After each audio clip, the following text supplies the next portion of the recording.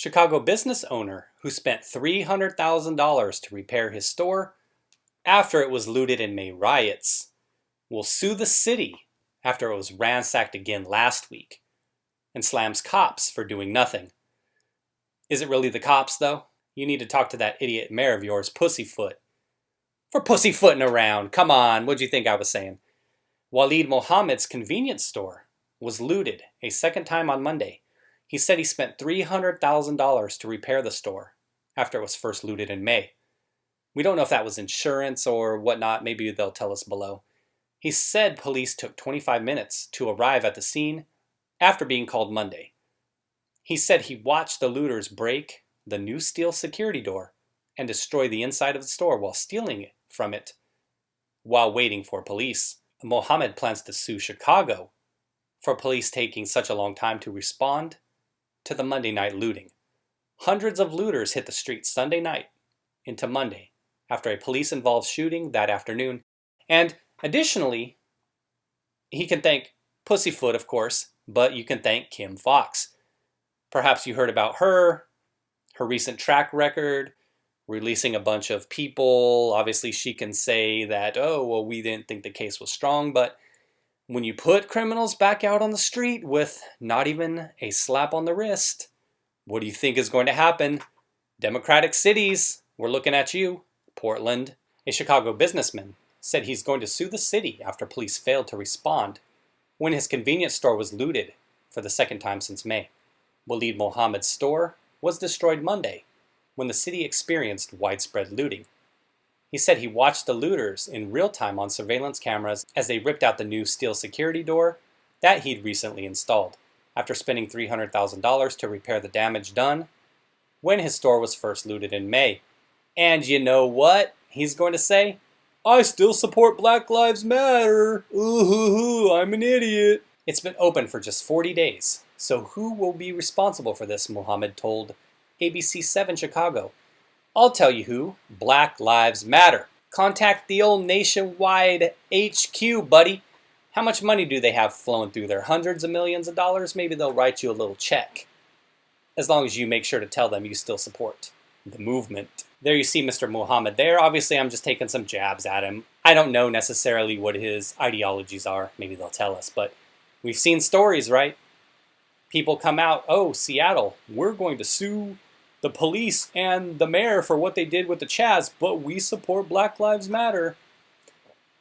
Okay, you get what you get. You see a photo of his store. Look at all this stuff here. Coors Light, what is that? Elegant, is that toilet paper? Oh yeah, there's a roll right there. Orange juice, stuff like that. I'm not trying to laugh at the guy, but I'm just saying, my God, why didn't they take the stuff? It's like they just went in just to smash stuff. He said that the looting the second time around was worse than before, and that in addition to destroying the store, the looter stole merchandise and ripped out the ATM. Mouhammad said that the looter spent 25 minutes in his store between breaking down the door and ransacking it. During that time, no one came to stop them. Oh, so you wanted the police. Refund the police? Fund the police? Adding that officers are seeing what is going on, but are doing nothing. Are you sure about that? You have to check who's in charge of them and where the marching orders come from. Mouhammad's landlords said they called police multiple times on Monday during the looting, but that authorities didn't show up until it was too late. I made 6 calls myself, building owner Tamika Foster Aiken told ABC 7 Chicago. The store owners, they made calls, my maintenance guys made calls. Mouhammad wants the city to show that they'll be able to protect his store before he makes any repairs to reopen. I want to know, are we protected or not? I want them to take care... No, you're not. I want them to take care of the small businesses, he told Fox News.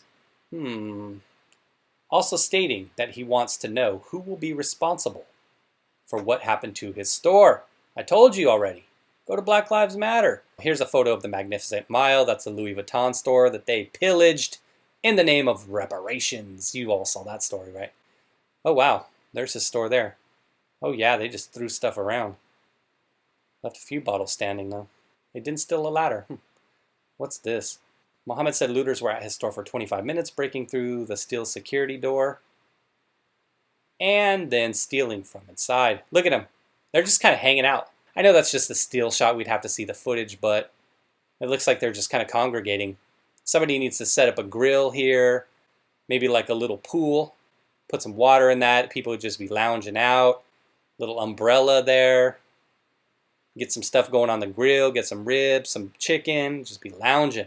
Gunshots ring out as looters raid the Gucci store, and again, that was on the Magnificent Mile. He said that he has been through a lot of drama, a lot of stress.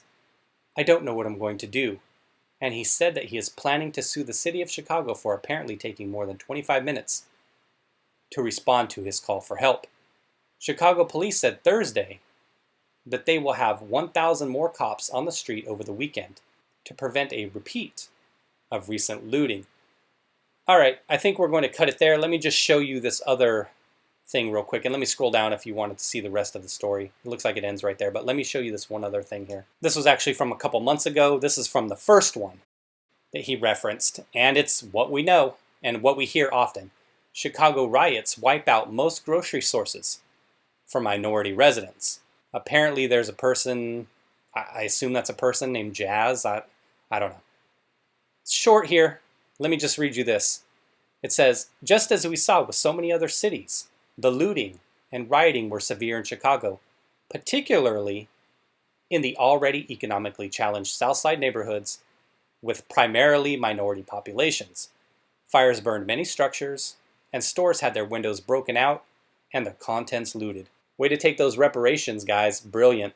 Residents have now realized that there are no longer any grocery stores in some neighborhoods.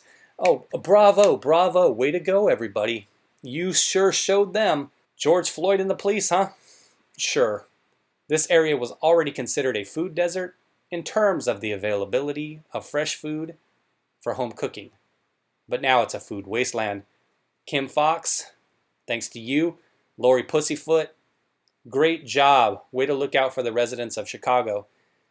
Now, I'm all about individuals having second chances. I don't like to see individuals get hammered and get caught up in the system, right, where they can never kind of break free of it. Institutionalization is what they call it. I don't want to see that happen to people for petty stuff. However, when people know there's no repercussions, this is what happens. This is what happens from years and years and years, decades, 10 years, 20 years, 30 years. And I'm not just throwing it at Pussyfoot's feet or Kim Fox, but they're the problem now. And when you have individuals who know that it's just going to be a slap on the wrist, and like I always say when I comment and I talk to people in the comments and stuff like that, when you know that people are raised to have no civility, no respect for other people, this is what happens. How do we change it? Well, I'll tell you what, having no police, defunding, and having less accountability certainly isn't going to help matters for anybody, as you see. All right, everybody. Thanks for watching. Take care.